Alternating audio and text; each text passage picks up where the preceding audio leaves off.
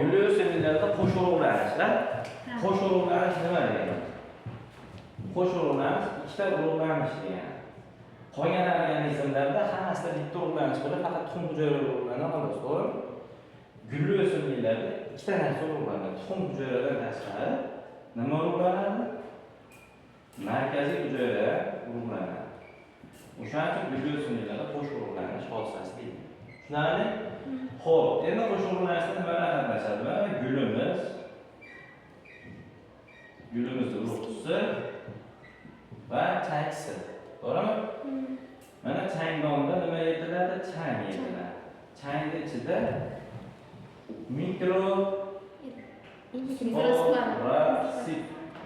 mikrosporatsit bo'ladi. Mikrosporatsit diploid bo'ladi, keyin to'plamli bo'ladi. Va shu meyoz bo'linadi. Meyoz bo'linganda bitta mikrosporatsitdan jami 4 ta mikrospora hosil bo'ladi. Buni nomi mikrospora.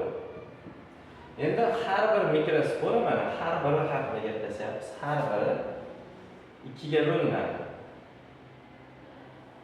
Vegetativ va generativ hujayralarga bo'linadi. Generativ yavroya keyinchalik ikkiga bo'linib, ikkita spermiyni hosil qiladi.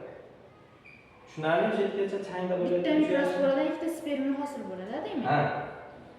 Tushunarli? Endi keyingisi urug' kurtagida bo'layotgan jarayon. Urug' kurtagida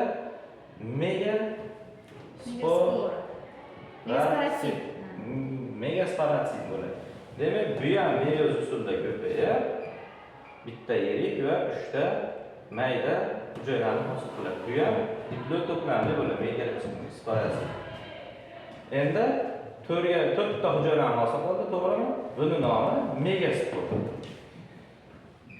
3 ta mayda hujayralar og'izga yetishmasdan nobud bo'ladi va bitta dona megasporatsit, ya'ni megaspora qoladi.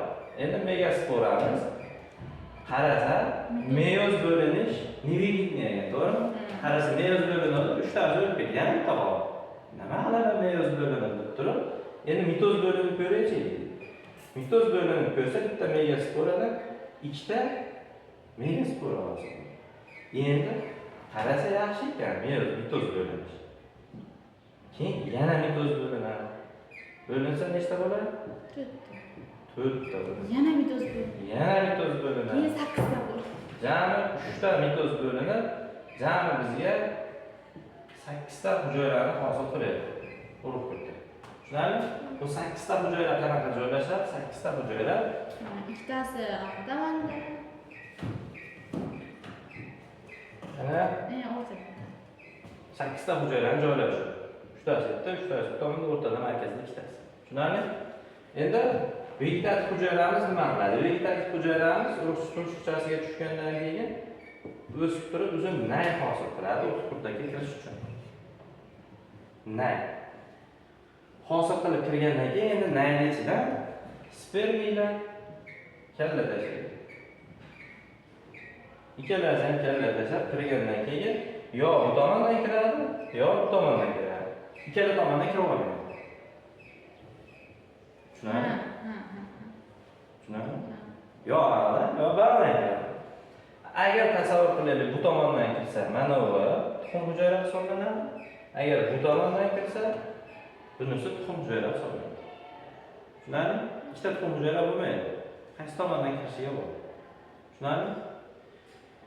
Bitta spermiy kalla tashlab turib, bunday kelsa qarasa, tuxum hujayralarni ko'rib qolib, yaxshi ko'rib qoladi. Keyin spermiy plus tuxum hujayra teng nimani hosil qiladi?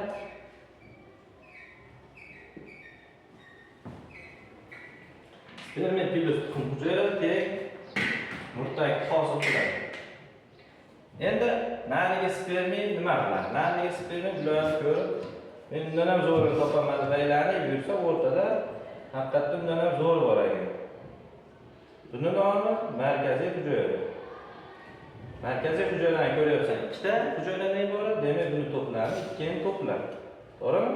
Hozir murtagimiz ham 2 ni to'plami bo'ldi. Spermiy bilan tuxum hujayra n to'plami. Narigi spermiy kelib turib markaziy hujayrani ko'rib, keyin bunga qo'shiladi. Sperm kilosi markaziy hujayra teng Endosperm. endosperm. 3 en to'plamli bo'ladi. Endosperm triploid hosil qiladi, ya'ni 3 en to'plamli bo'ladi. Va mana ham tuxum hujayra urug'lari, ham markaziy hujayra urug'lari o'shancha qo'sh urug'larni deydi. Ha? To'g'rimi?